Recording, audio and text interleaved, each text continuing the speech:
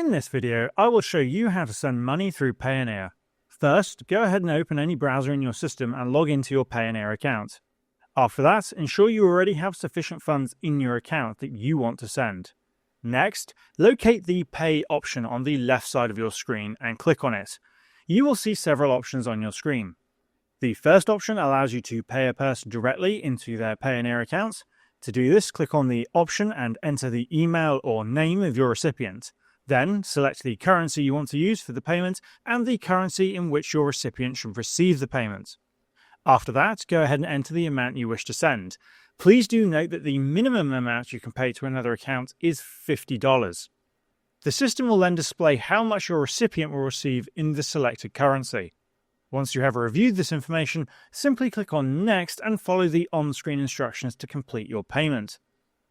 If you want to pay someone directly into their bank account, select the second option. Then choose the balance from which you want to pay. For example, if you have funds in US dollars, select US dollars. Next, choose the bank account where you want the payment to be deposited. If no bank account is added, click on Add a bank account. After entering the amount you wish to send, the system will display the amount your recipient will receive. Scroll down, click on Review, and complete the payment by transferring the funds.